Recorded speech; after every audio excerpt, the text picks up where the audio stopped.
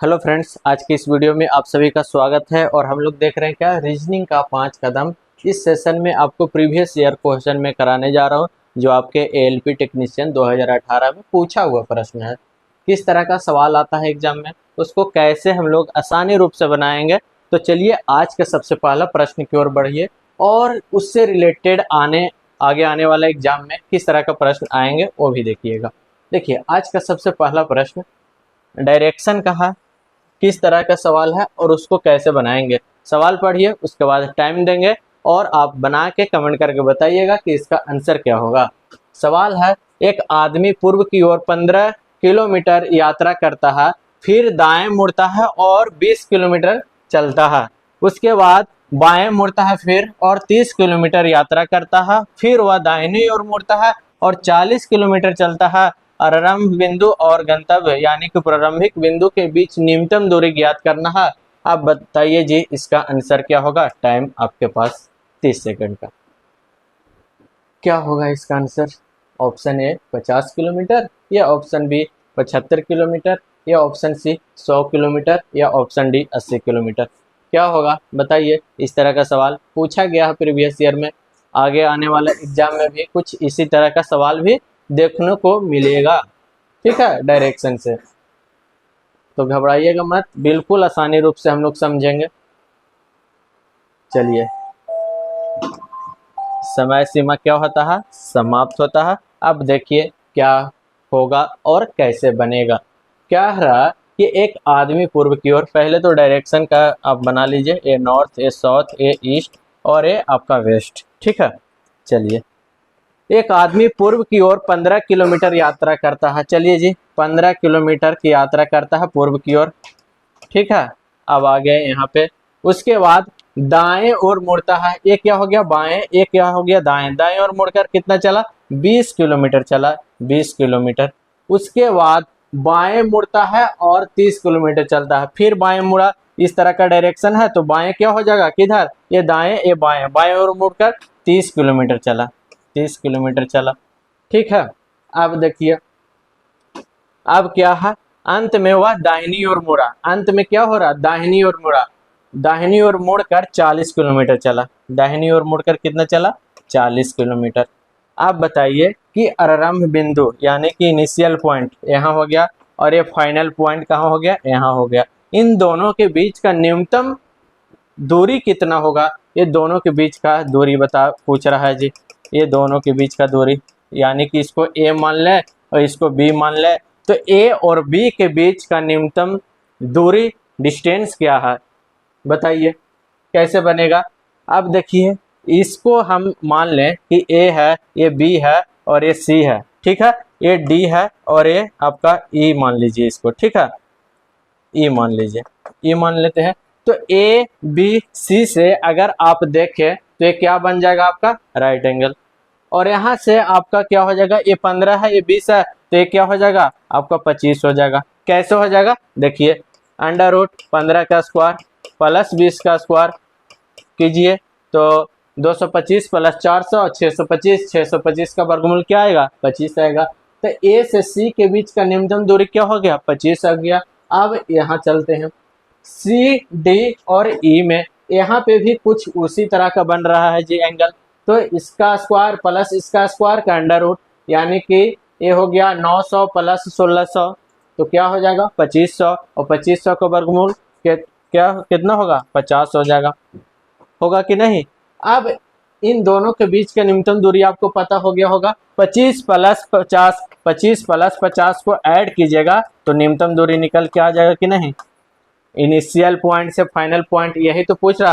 आरंभ बिंदु और गंतव्य के बीच न्यूनतम दूरी क्या होगा? तो आपका 75 किलोमीटर होगा। Option B is the correct answer. हो गया कि नहीं? इसी तरह का सवाल पूछा गया है प्रीवियस ईयर में। आगे आने वाले एग्जाम में इसी तरह का कुछ आ सकते हैं, ध्यान दीजिएगा। अगला प्रश्न की ओर बढ़िए। अगला प्रश्न क्या है? देखिए, निम्न में कौन सी जोड़ी ट्विन्स प्राइम की एक जोड़ी नहीं है? चलिए, समय सीमा स्टार्ट। ट्विन्स प्राइम कह रहा, प्राइम नंबर और ट्विन्स प्राइम नंबर आप पढ़े होंगे।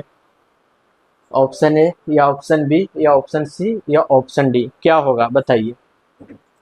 ट्विंस प्राइम की जोड़ी नहीं है, 3 क्या है ट्विंस प्राइम की जोड़ी है और 1 है नहीं है। 4 ऑप्शन है, 4 में क्या लगाइएगा आप, एग्जाम में आ जाएगा तो आप बताइए, क्योंकि प्रीवियस ईयर में पूछा गया है। इस तरह का सवाल भी आ सकते हैं आपके एग्जाम में। क्या होता है समय समाप्त। अब देखिए इसका जो आंसर सही क्या होगा वो देखिए, निम्न में से कौन से जोड़ी ट्विंस प्राइम की एक जोड़ी नहीं है, यानी कि 3 क्या है हमारा ट्विंस प्राइम है और 1 नहीं है। ट्विंस प्राइम कहने का मतलब 2 लगातार प्राइम नंबर, और प्राइम नंबर क्या जो केवल अपने और खुद से कटे, स्वयं से कटे, है ना। तो चलिए देखिए कौन है लगातार 2 प्राइम नंबर, 11 13, ये क्या है आपका ट्विंस प्राइम नंबर है 11 13, क्योंकि 2 लगातार प्राइम नंबर है ना। चलिए कहाँ चल गया जी, पीछे हो गया। ये क्या है आपका 11 13, क्या है आपका ट्विंस प्राइम नंबर है। चलो कहाँ गया, चलो आ गया। देखो 11 13 आपका क्या है ट्विंस प्राइम नंबर है, क्योंकि 2 लगातार प्राइम नंबर क्या होता है ट्विंस प्राइम नंबर होता है। अब आगे देखिए उसके बाद क्या है 71 73, ये भी आपका क्या है ट्विंस प्राइम नंबर है। उसके बाद सी में देखिए 131 और 133, ये भी लगातार प्राइम नंबर है, यानी कि ये भी आपका क्या है ट्विंस प्राइम नंबर होगा। उसके बाद देखिए 191 और 193 आपका देखिए तो ये क्या है, ये भी देखिए सी यहाँ पे नहीं होगा जी, क्या है सी यहाँ पे नहीं होगा। 133 प्राइम नंबर है, 133 नहीं है, क्योंकि ये कट जाएगा 7 से, काट के देखिए ये क्या होगा प्राइम नंबर नहीं होगा। 7 एकम 7, यहाँ से आ गया 63, 9 से 63, 19 से विभाजित हो जाता है, ये क्या है आपका प्राइम नंबर नहीं है। तो वही चुनना था कि ट्विंस प्राइम नंबर की एक जोड़ी नहीं है, तो option C is the correct answer. C नहीं होगा, डी होगा, बी होगा और ए होगा, ये तीनों क्या है आपका ट्विंस प्राइम नंबर की एक जोड़ी है, और सी है ट्विंस प्राइम नंबर की जोड़ी नहीं है। तो यहाँ से सही ऑप्शन क्या हो जाएगा, ऑप्शन सी। ठीक, चलिए आगे बढ़िए। अगला सवाल क्या है, अगला सवाल की ओर बढ़िए। देखिए ये भी अच्छा सवाल है, इस तरह का सवाल एग्जाम में आ जाते हैं। सवाल है दिए गए 4 विकल्पों में से नीचे दी गई आकृति में जल में बनने वाला सही प्रतिबिंब क्या है। दर्पण और जल, दो में से एक जरूर आएगा, चाहे दर्पण पूछ देगा या जल प्रतिबिंब पूछ देगा, कोई एक जरूर पूछेगा एग्जाम में। ये आपका पास आकृति है, चित्र है और 4 ऑप्शन है, कौन सा जल प्रतिबिंब का सही ऑप्शन होगा। Option A, option B, option C या ऑप्शन डी। आपके पास 30 सेकंड का समय है, क्या होगा बताइए।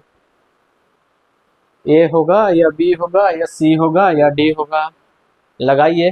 क्या आप लगाइएगा, अगर आपके एग्जाम में ये आ जाएगा तो कमेंट करके बताइए। वीडियो आपको अच्छा लग रहा होगा तो शेयर कर दीजिएगा, लाइक और कमेंट कर दीजिएगा कि कैसा वीडियो आपको लग रहा है। चलिए तो इस प्रकार का प्रश्न के लिए हम लोग कैसे बनाएंगे, देखिए समय समाप्त होता है, उसके बाद हम बताते हैं।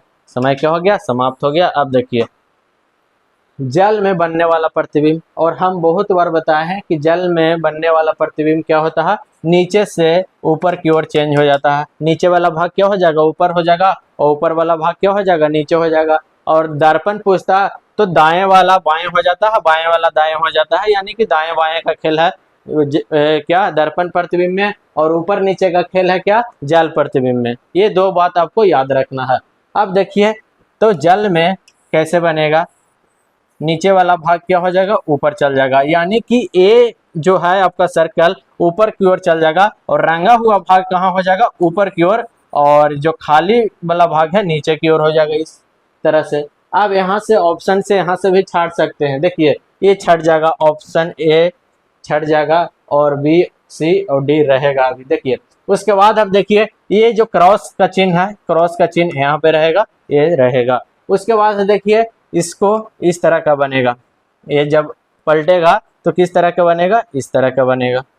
अब देखिए किस ऑप्शन में है, तो यहाँ से नजर आएगा ऑप्शन डी, तो ऑप्शन डी इज द क्या हो जाएगा, करेक्ट आंसर हो जाएगा। अब बोलिएगा कि सर ऑप्शन बी काहे नहीं हुआ, ऑप्शन बी देखिए तो जी ये क्रॉस का स्थान है जी, यहाँ आ जाएगा। अगर पलटेंगे तो क्रॉस का स्थान यहाँ पे ना आएगा जी, यहाँ पे थोड़ी आएगा, तो ये गलत हो जाएगा ऑप्शन बी। ऑप्शन सी को चेक करिए, तो ऑप्शन सी क्या हो जाएगा, ये जब भाग पलटेगा तो इसका जो डायरेक्शन है वो चेंज नहीं होगा। देखो यही इसका चेंज कर दिया है, तो इसलिए सी नहीं हुआ और ऑप्शन डी क्या हो गया, सही हो जाएगा। ठीक है, चलिए इस तरह का सवाल जल प्रतिबिंब और दर्पण प्रतिबिंब दो गो में से कोई एक को जरूर पूछेगा, आप लोग कर लीजिएगा। अगला सवाल की ओर आइए। देखिए कथन और निष्कर्ष का ही एक टाइप है ये, इससे सवाल बहुत सारा आता है। व्यक्त है, शिक्षक छात्रों को बताता है कि यदि आप अपना होमवर्क पूरा नहीं करोगे तो आपको कक्षा में आने की अनुमति नहीं दी जाएगी। क्या है, टीचर छात्र के बता रहे हैं कि यदि आप अपना होमवर्क पूरा नहीं करेंगे तो आपको कक्षा में आने की अनुमति नहीं दी जाएगी। अब मान्यताएं हैं, क्या है, अनुशासन शिक्षण को प्रभावी बनाने का एक तरीका है, या दूसरा शिक्षक खुश होंगे कि कक्षा में ऐसा कोई छात्र नहीं है जो अपने कार्य को समय पे नहीं करता है। चलिए समय हो जाता है स्टार्ट, क्या होगा? ऑप्शन ए केवल मान्यता एक निहित है, या दो, या सी, या डी, क्या होगा? चारों ऑप्शन में से क्या लगाइएगा आप? सोच समझ कर लगाइए, आंसर बताइए कमेंट करके क्या होगा इसका। इस तरह का सवाल कथन निष्कर्ष से आ जाएंगे। ठीक है, क्या होगा कमेंट बताइए। नहीं बताइएगा तो हम बताएंगे। समय सीमा समाप्त होने दीजिए। चलो समय क्या हो जाएगा, समाप्त हो जाता है। अब हम बताते हैं, टीचर बता रहे हैं कि यदि आप अपना होमवर्क पूरा नहीं करेंगे तो आपको कक्षा में आने की अनुमति नहीं दी जाएगी। मान्यताएं हैं, देखो कि पहला क्या है, अनुशासन शिक्षण को प्रभावी बनाने का एक तरीका है। तो आपको इससे लग रहा होगा कि जरूर इसी में कुछ बात है, क्योंकि टीचर उसको गाइड कर रहे हैं कि होमवर्क पूरा करिए नहीं तो आने की अनुमति नहीं देंगे, और इसी के लिए स्टूडेंट क्या करेंगे कि अगला दिन हमको तो जाए नहीं देंगे टीचर, तो होमवर्क पूरा करेंगे, और होमवर्क पूरा करेंगे तो क्या हो जाएगा, अनुशासन क्या है, शिक्षण को प्रभावी बनाने का एक तरीका ये है कि बच्चों को डांट के रखिए कि आप बना के आइए होमवर्क, नहीं तो आपको एंट्री नहीं मिलेगा। तो पहले का तो सही लग रहा है, तो पहला क्या हो जाएगा, सही हो जाएगा। दूसरा देखिए, शिक्षक खुश होंगे कि कक्षा में ऐसा कोई छात्र नहीं है जो अपने कार्य को समय पे नहीं करता है। ये थोड़ा सा सही नहीं लग रहा है, खुश तो होवे करेंगे लेकिन इससे मैच नहीं खा रहा सही से, ठीक है ना। तो ये क्या हो जाएगा, आपको गलत हो जाएगा, ऑप्शन ए सही हो जाएगा। तो इसका आंसर जो क्या हो जाएगा, केवल एक मान्यता निहित है, यानी कि ऑप्शन ए इज द क्या हो जाएगा, करेक्ट आंसर हो जाएगा कि नहीं। तो इस तरह से आपको सवाल एग्जाम में आ जाते हैं। चलिए अगला सवाल देखिए क्या है। अगला सवाल आपके पास है, दिए गए क्रम में अनुपस्थित पद का चयन करें, यानी कि मिसिंग नंबर है जो आपको फाइंड आउट करना है।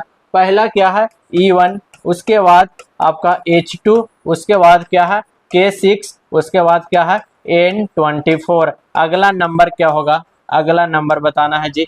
चलिए आपके पास 30 सेकंड का समय है। ए होगा या बी होगा या सी होगा या डी होगा, क्या होगा? आपके पास प्रीवियस ईयर का सवाल है ALP टेक्नीशियन का। अगर आपके एग्जाम में भी ये सवाल आ जाएंगे तो इसको कैसे बनाइएगा और इसका आंसर क्या होगा, कमेंट करके बताइए। मान लिया जाए कि एग्जाम ही चल रहा है, ये आपका एग्जाम में सवाल है, क्या मारिएगा आप, ए या बी या सी या डी? समय क्या होता है, समाप्त होता है। अब देखिए इसको कैसे बनेगा। इस तरह का सवाल है तो हम अपना जो नेचर है कि किस तरह से बनाते हैं, सबसे पहले हम क्या करते हैं, जो लेटर होता है उसको संख्या लिख लेते हैं ताकि पूरा का पूरा पता चल जाए कि क्या किस तरह से सेट किया गया है। तो हम नंबर लिख लेंगे। ई का क्या होता है 5, एच का नंबर क्या होगा 8 होगा, और के का तो आपको के का 11 और एन का क्या हो जाएगा 14। तो इस तरह से हमको पता चल जाएगा कि क्या सेट किया गया है, किस कंडीशन पे सेट किया गया है। तो आपको पूरा का पूरा अब नजर आ गया होगा नंबर लिखने से कि 5 के बाद 8 यानी कि 3 इंक्रीज हो रहा, 8 के बाद 11 यानी कि 3 इंक्रीज हो रहा, और 11 के बाद 14 यानी कि 3 इंक्रीज हो रहा। इसी पैटर्न पे आगे बढ़ेगा। तो चलिए यहाँ क्या होगा, 3 इंक्रीज हुआ, यहाँ 3 इंक्रीज, यहाँ 3 इंक्रीज, तो यहाँ क्या हो जाएगा 3 इंक्रीज। तो 14 3 17, और 17 नंबर पे क्या आता है क्यू आता है, तो यहाँ क्या हो जाएगा क्यू हो जाएगा। अब देखिए लेटर वाला, 1 के बाद 2, 2 के बाद 6, 6 के बाद 24। तो आप जोड़िएगा कि 1 इंक्रीज हो रहा, फिर 4 और फिर आपको 18। तो इस तरह से आपको सेट नहीं किया गया है, कुछ और दिमाग लगाया है एग्जामिनर। कैसे लगाया है देखिए, 1 के बाद 2 यानी कि 2 गुना यहाँ पे है, ठीक है ना। उसके बाद 2 के बाद 6 यानी कि 3 गुना है जी। उसके बाद 6 के बाद 24 यानी कि 4 गुना है, यहाँ पे 4 है, उसके बाद 24 4 गुना हुआ। उसके बाद 2 3 4 तो अगला के गुना हो जाएगा 5 गुना। तो 24 में 5 से गुना कीजिएगा तो क्या आएगा 120। तो क्यू 120 देखिए तो किस ऑप्शन में है, तो ऑप्शन डी क्या है आपका सही ऑप्शन हो जाएगा। आंसर क्या हो जाएगा क्यू 120। तो मिसिंग जो नंबर था क्यू 120 यहाँ पे हो जाएगा। तो इस तरह का सवाल एग्जाम में पूछे जाते हैं, ठीक है ना। इसी तरह का सवाल आपको आगे आने वाला एग्जाम में पूछा जाएगा। तो इस तरह से हमारा आज का सेशन क्या होता है समाप्त होता है। और आपको वीडियो अच्छा लगेगा तो लाइक कमेंट शेयर जरूर कर दीजिएगा, और कैसा वीडियो लगेगा जरूर बताइएगा। और हम लोग अगला वीडियो में और भी 5 बेहतरीन प्रश्न लेके आएंगे जो अलग अलग टाइप का पूछा हुआ है, VVI प्रश्न जो आपके प्रीवियस ईयर में कुछ खास पूछने का तरीका है वो लेके आएंगे और आपको बताएंगे। तब तक के लिए बने रहिए, थैंक यू।